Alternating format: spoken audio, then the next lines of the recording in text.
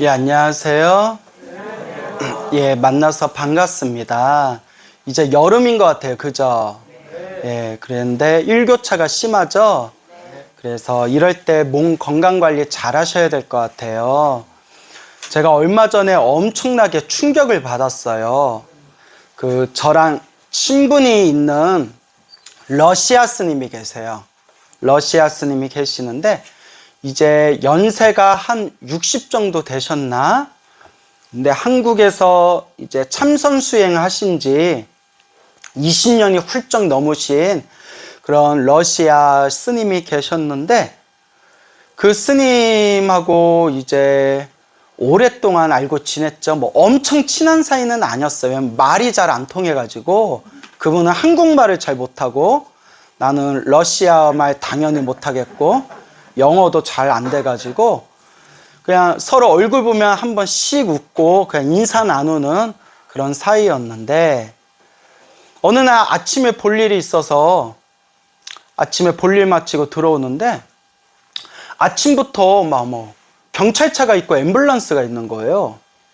뭐지? 나 잡으러 왔나? 그래서 이렇게 올라가는데 스님들 다들 표정이 이상해요. 스님, 여기 왜 경찰차는 왜 왔고 여기 앰뷸런스는 왜 왔어요? 여기 분위기 왜 이래? 막 이랬더니 그 러시아 스님이 주무시다가 갑자기 세상을 떠났대요. 갑자기. 그래서 아니 어제까지만 해도 서로 얼굴 보고 인사 나누고 웃었는데 뭐 갑자기 세상을 떠나셨냐 했더니 새벽 예불에 안 나오셔가지고 스님 뭐 이렇게 잠드셨나 하고 새벽 예불 끝나고 한번 이렇게 방에 가봤더니 이렇게 누워서 숨을 거두고 계셨던 거예요. 갑자기 세상을 떠나신 거죠.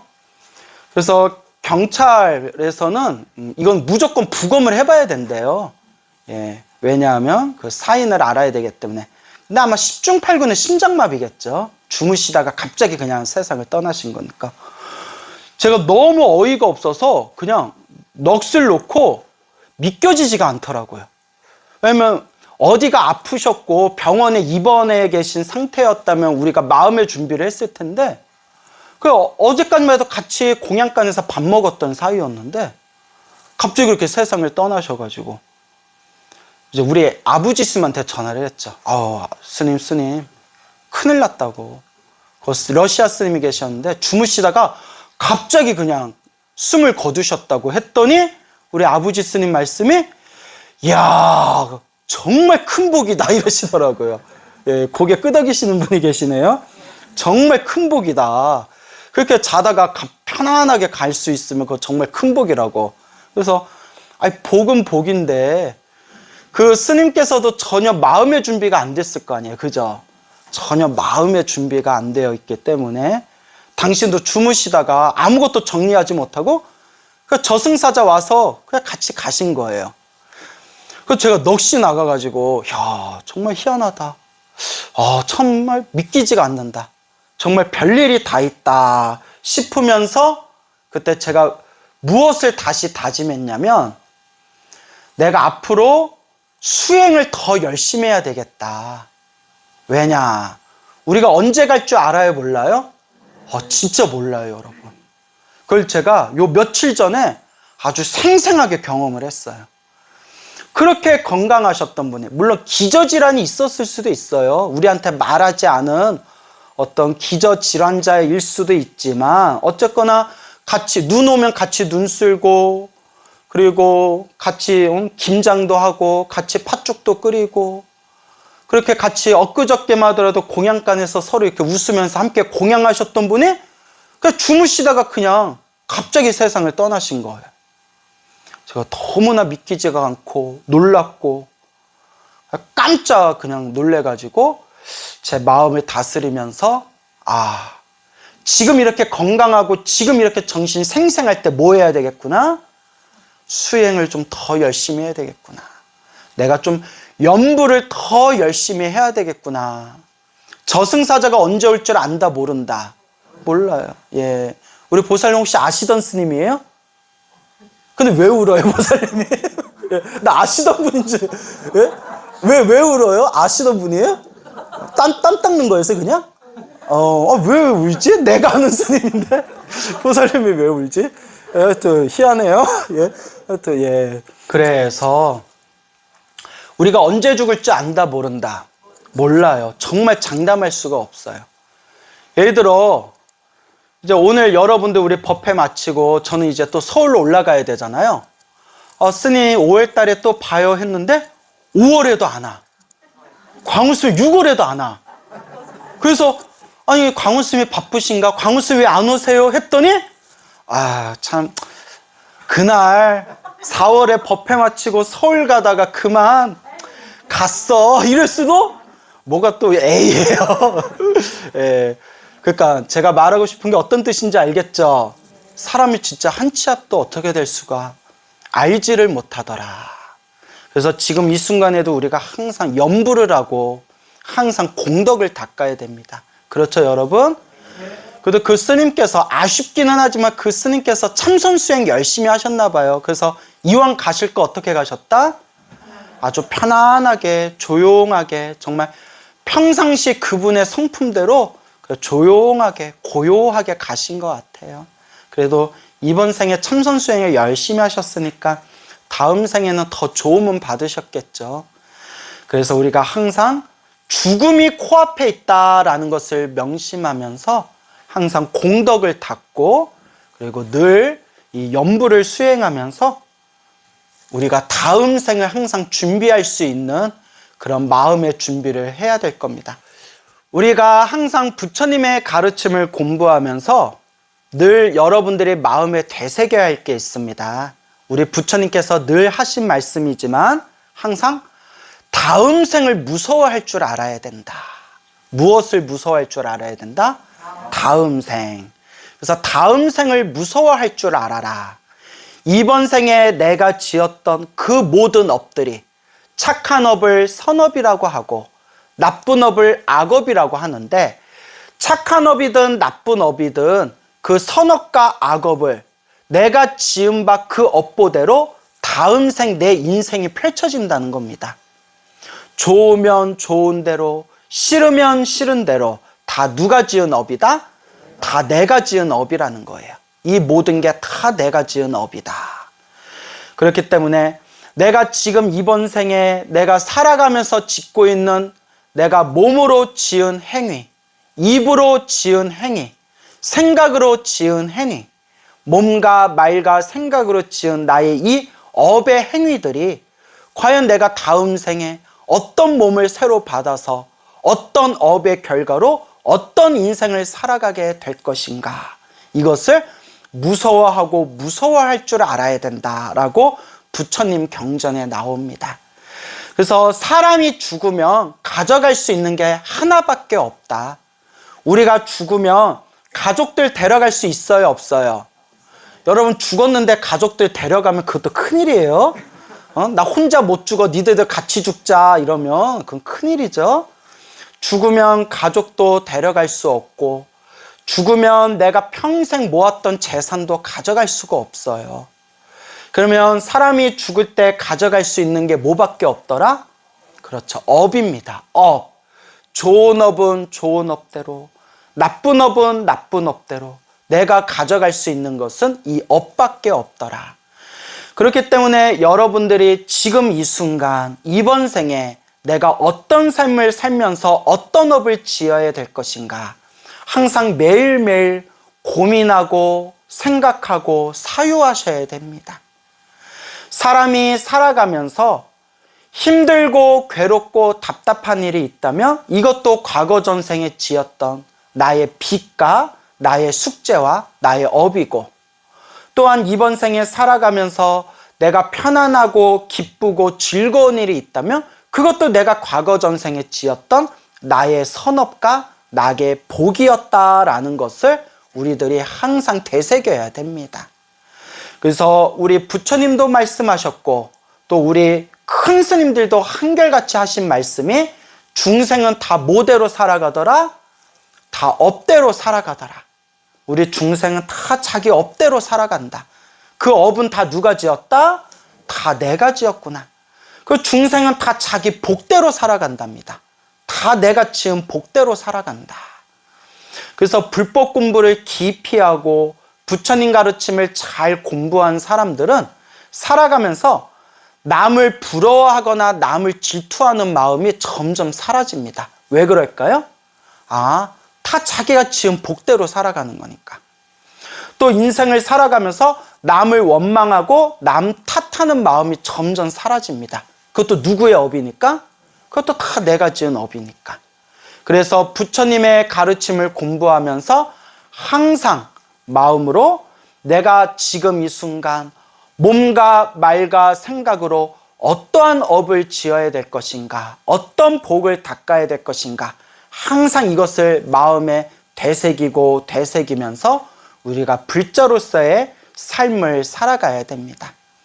그러면 우리가 복 짓는데 가장 좋은 것이 무엇이냐? 우리 부처님의 경전에서 우리 중생이 성불하는 6가지 바람일 공덕, 6가지 육바람일이 있는데 그 육바람일의 첫 번째가 무엇이다? 보시바람일, 보시하는 것이다 라고 했습니다. 그래서 보시라는 것은 내가 가지고 있는 걸 누구한테 베푸는 거예요. 그렇기 때문에 인색한 마음이 강할수록 남에게 베풀기가 쉽다, 어렵다? 어렵고, 그리고 그 반대로 남에게 자꾸 베풀다 보면 내 인색한 마음이 점점 어떻게 될까요? 점점 사라지게 되는 거예요. 그래서 내 인색한 마음을 내려놓고 내가 가지고 있는 것을 조금이라도 100원이면 100원도 좋고 1000원이면 1000원도 좋고 10,000원이면 10,000원이라도 좋고 돈이 없으면 그냥 몸으로 봉사하고 주변 이웃들에게 친절을 베풀면서 그것도 보시거든요. 이와 같이 남을 위해서 누군가를 위해서 조금이라도 내 몸과 마음을 조금이라도 양보하고 희생하면서 다른 사람들을 위해 봉사하고 덕을 지을 수 있다면 그 공덕은 헤아릴 수 없는 큰 복을 받게 된다라고 말씀하셨습니다. 그래서 우리 불자가 복을 닦는 데 있어서 가장 첫 번째가 바로 보시공덕이다. 그래서 제가 평상시에 불자님들한테도 자주 드리는 얘기인데 저도 제가 본격적으로 복을 지어야 되겠다라고 생각한 게 20대 후반이었어요. 20대 후반. 20대 후반 이전에는 저도 처음에는 머리 깎고 출가해서 오직 참선만 해야 되겠다라는 생각으로 제가 19살에 출가해서 오로지 참선 수행만 했는데 그때는 제가 부처님 경전 공부를 열심히 안 하고 그냥 가만히 앉아서 참선하는 것만 하다 보니까 제가 좀 견문이 짧았어요. 제가 견해가 좁아가지고 저는 무슨 생각을 했냐면 그냥 참선만 하면 모든 일이 저절로 술술 다 이루어진다. 참선만이 최고고 그냥 참선만 하면 저절로 다 된다. 이렇게 이제 착각하고 있었거든요. 그러다 보니까 뭐 복을 지을 필요도 없고 보시할 필요도 없고 그냥 뭐만 하면 된다? 참선만 하면 된다라고 생각을 했는데 시간이 지나면서 부처님의 경전을 공부하면서 우리가 부처님의 가르침을 공부하는 데 있어서 그냥 참선만 하고 지혜만 닦아서는 부족하구나. 반드시 밑바탕에 무엇이 있어야 되는구나? 복이 있어야 되는구나. 복이 있어야 수행도 잘할 수 있어요, 여러분. 복이 있어야 좋은 스승을 만날 수 있고 복이 있어야 좋은 도량에서 좋은 도반을 만날 수 있고 우리 중생들이 먹고 사는 모든 문제가 그냥 다 복이에요. 그렇기 때문에 참선하는 수행자도 복을 닦아야 되는구나 라는 걸 20대 후반에 가서야 알았어요.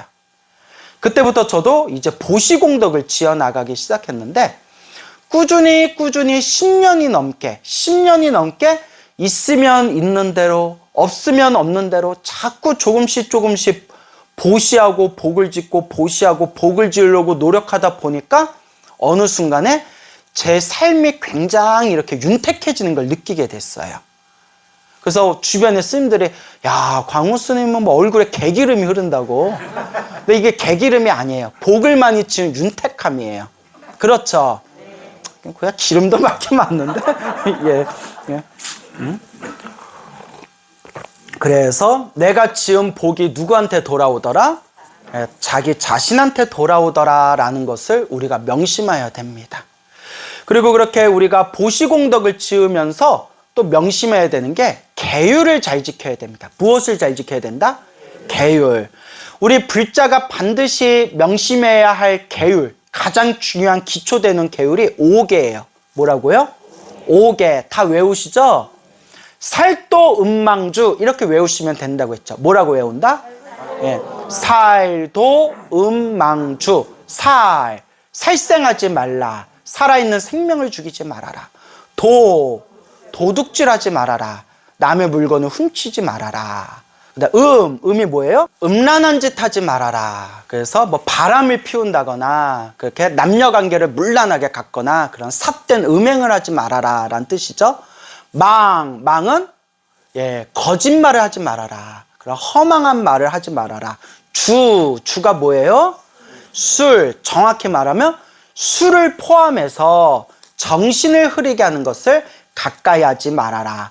그래서 이 계율을 잘 지키는 공덕이 엄청나게 뛰어나다고 합니다. 그래서 살아생전에 보시공덕을 많이 지은 사람들은 태어날 때마다 풍족하고 풍요롭고 그렇게 부유한 과보를 얻게 되고, 이렇게 살도 음망주 계율을 잘 지키고 청정한 삶을 살았던 사람들은 죽어서 하늘세계 신으로 태어나게 된다라고 나옵니다. 그리고 보시해라, 계율을 지켜라, 그리고 또 하나 중요한 게 인욕하라 라는 내용이 나옵니다. 무엇을 해라?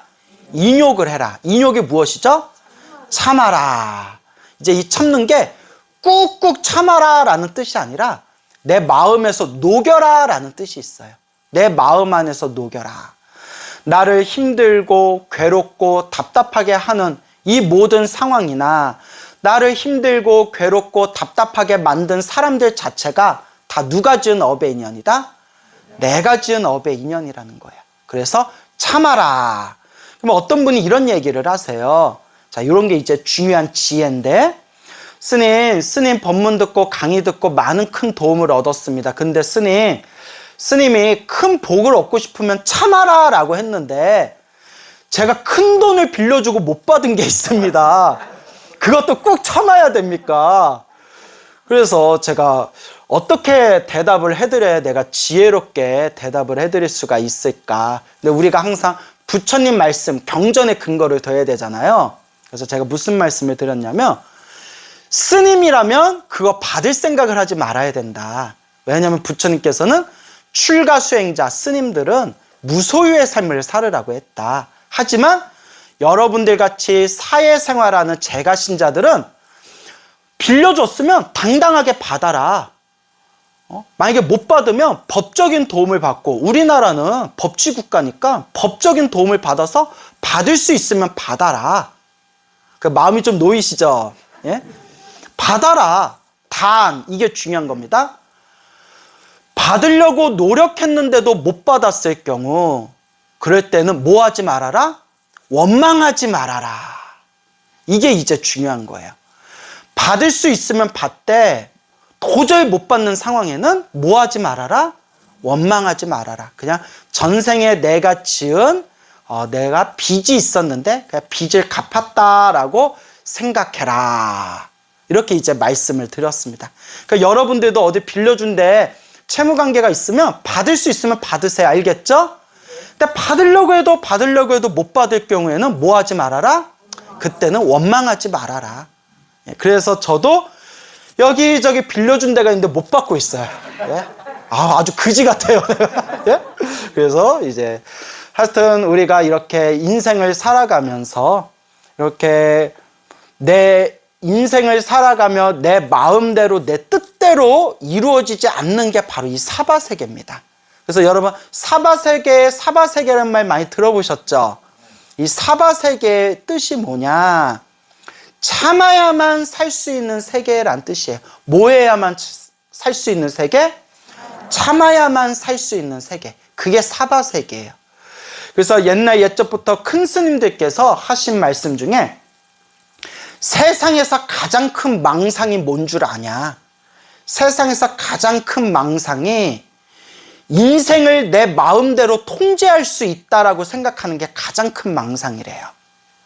여러분, 인생 살면 살수록 인생이 내 뜻대로 흘러가요, 안 흘러가요? 안 흘러가죠. 그게 원래 인생이에요. 인생을 내 마음대로 쥐었다 폈다 할 수 있을 거라고 생각하는 게 가장 큰 망상이다. 그렇기 때문에 우리 불교에서는 일이 잘 풀리면 잘 풀리는 대로, 일이 안 풀리면 안 풀리는 대로 그 인연법에 몸과 마음을 내려놓을 줄 아는 지혜도 필요하다라고 말씀하셨습니다. 그렇죠? 그래서 우리가 항상 복을 지을 때 이 세 가지를 기억하라라고 우리 선지식들께서 말씀하셨습니다. 첫째, 내가 여유가 있는 형편에서 조금이라도 사람들에게 베풀어라. 예? 베푼다고 해서 많이 베푼다는 뜻이 아니라 내가 막 부담을 가질 정도로 주변에 베푼다는 뜻이 아니라 어떻게 베풀어라? 내 형편껏 베풀어라 라는 뜻이 되겠습니다.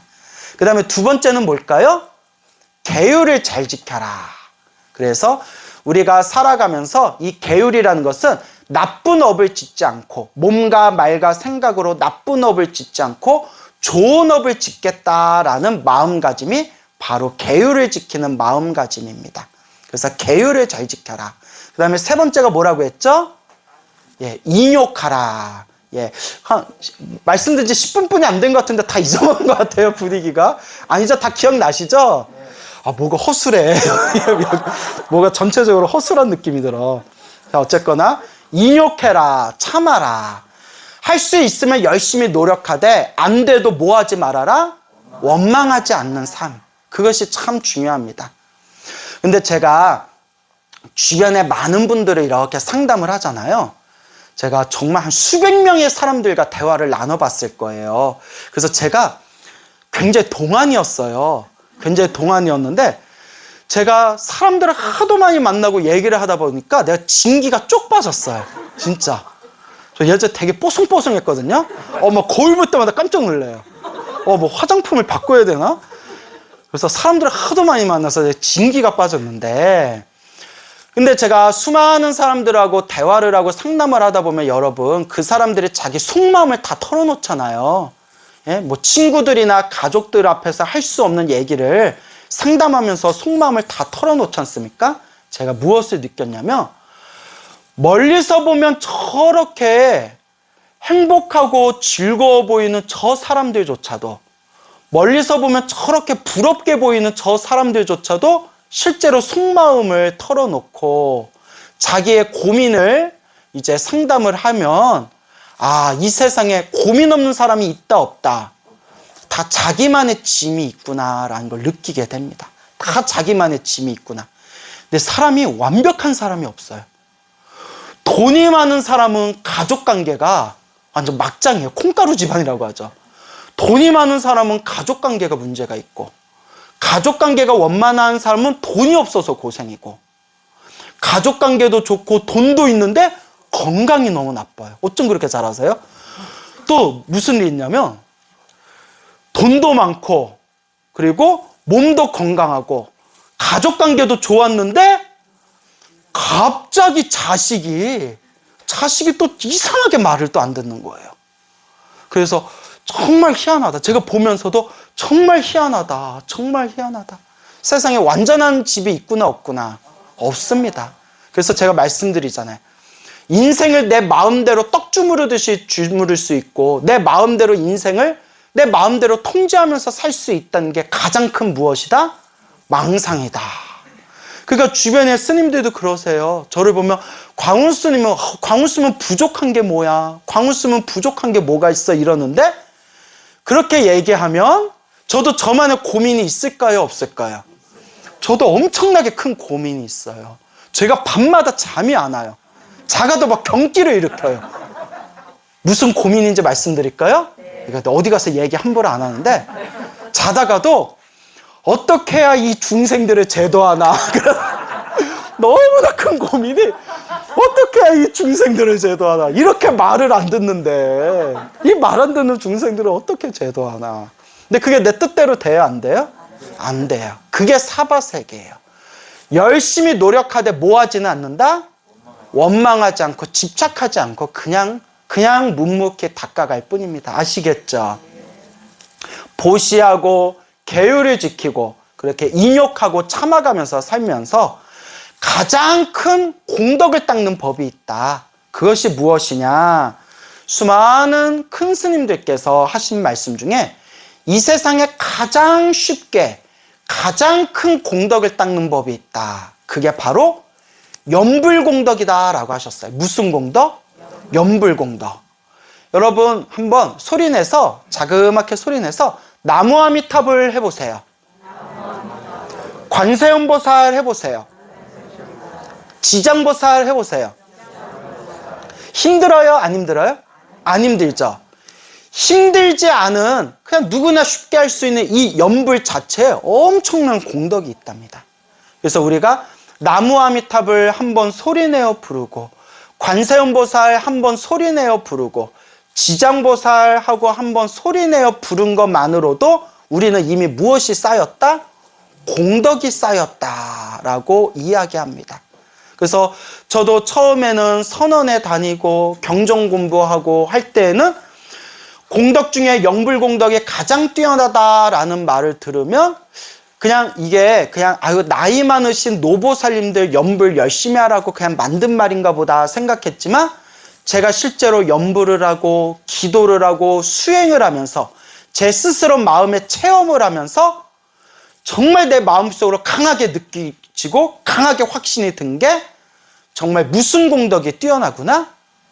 염불공덕이 뛰어나는구나 라는 것을 제가 새록새록 느끼게 됩니다.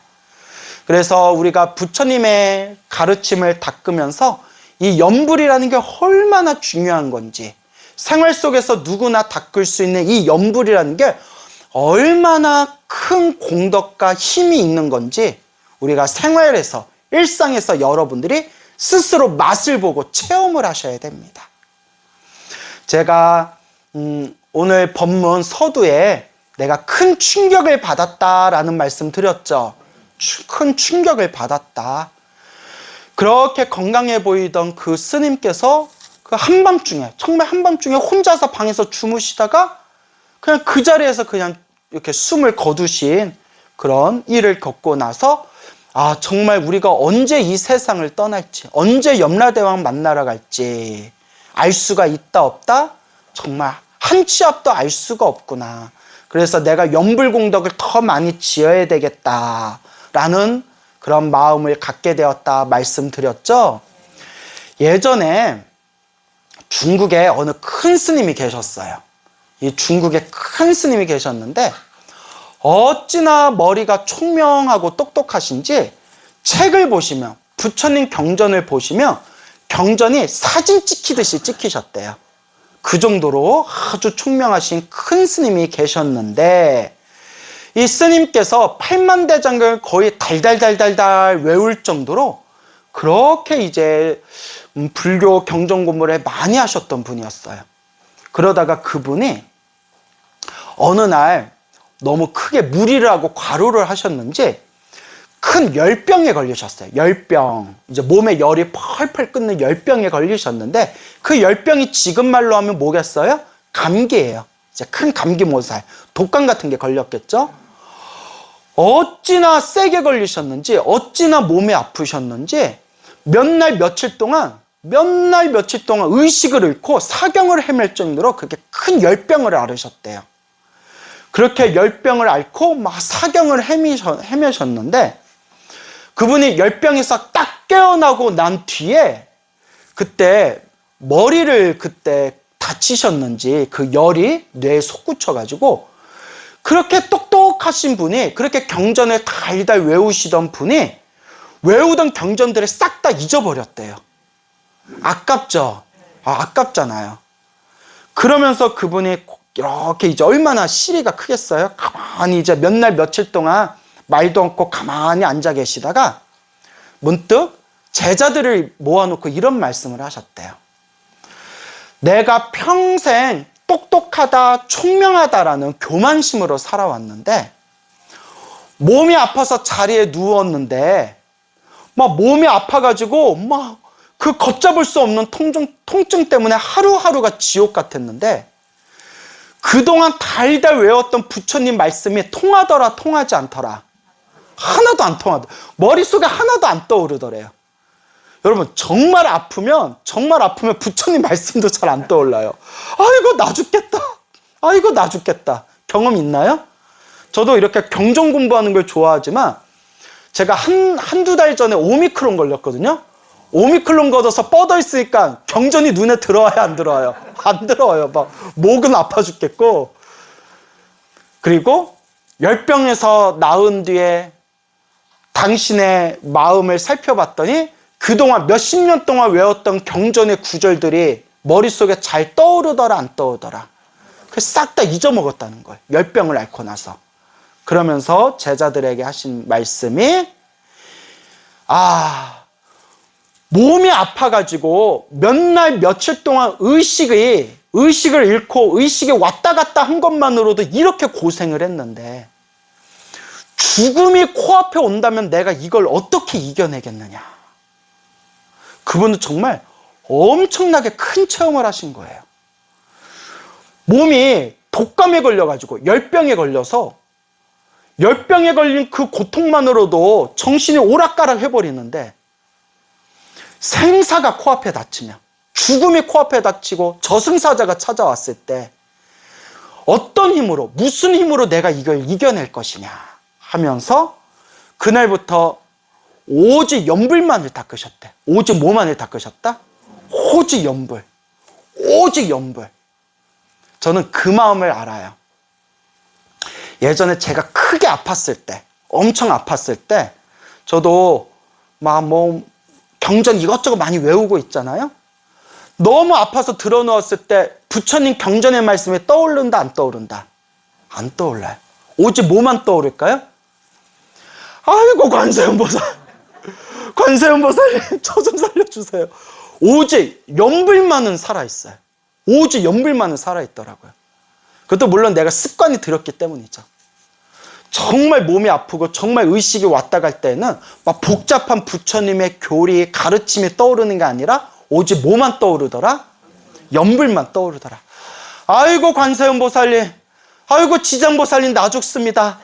아이고 나무아미타불. 이렇게 경험해 보셨죠? 아마 진짜 기도 많이 하신 불자님이랑 경험해 봤을 거예요.